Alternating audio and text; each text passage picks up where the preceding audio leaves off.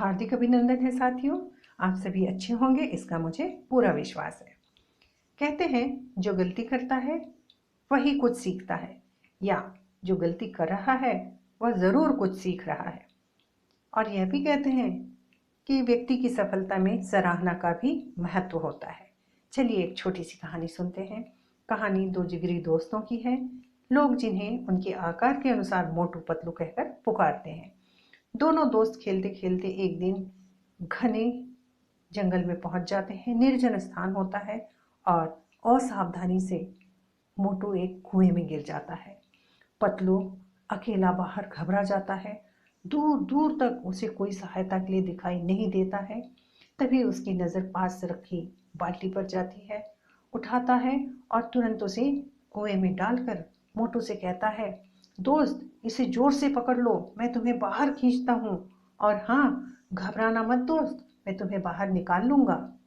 जैसे तैसे मेहनत करके पतलू मोटू को बाहर निकाल लेता है। दोनों बड़े खुश होते हैं, गले मिलते हैं, किंतु यह ख्याल आते ही उनकी खुशी दूर हो जाती है कि घर पर बताएंगे इस घटना के बारे में तो डांट और मार दोनों पड़ेगी। लेकिन मरते क्या न करते घर जाते हैं, लेकिन वहाँ पर भी होता इसका उल्टा ही है। कोई उनकी बात का विश्वास ही नहीं करता कि पतलू मोटू को उठाएगा। कोई उनकी बातों का विश्वास नहीं करता है। लेकिन एक बुजुर्ग बच्चों की बातों का विश्वास करके उनके साहस और सौहृदयता की सराहना कर रहे होते हैं। तभी बच्चों के माता पिता वहाँ आ जाते हैं और वे बुजुर्ग पर नाराज होने लगते हैं कि आप इनकी झूठी बातों के लिए सराहना करके बच्चों को बिगाड़ रहे हैं। आप उनकी बात कैसे मान सकते हैं? क्या आप वहाँ पर थे? बुजुर्ग ने कहा, कैसे मान सकते हैं? बच्चों ने कहा, तो मैंने मान लिया।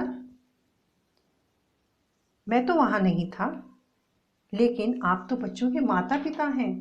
आप इतने विश्वास से कैसे कह सकते हैं कि बच्चे झूठ बोल रहे हैं? माता पिता ने कहा कि पतलू मोटू को उठा सके यह बात अविश्वसनीय है, हम वहाँ नहीं थे। बुजुर्ग ने कहा कि यही वह कारण है कि पतलू यह कार्य कर सका, कि न तो वहाँ आप और न ही कोई दूसरा व्यक्ति वहाँ था जो उसे यह कह सके कि वह यह कार्य नहीं कर सकता है, यह उसके बस की बात नहीं है। साथियों, कहानी यहीं पर खत्म नहीं होती है। यहाँ से इस विशाल हाथी की कहानी शुरू होती है, जिसके पैरों में मामूली रस्सी बंधी है पर वह तोड़ नहीं सकता। बच्चों को गलतियाँ करने दीजिए, गलतियों को सुधारिए, अच्छे कार्यों की सराहना कीजिए। साथियों, कहानी आपको ज़रूर अच्छी लगी होगी, संदेश ज़रूर अच्छा लगा होगा। नई कहानी के साथ जल्द ही मिलेंगे, तब तक अपना ध्यान रखिए। धन्यवाद।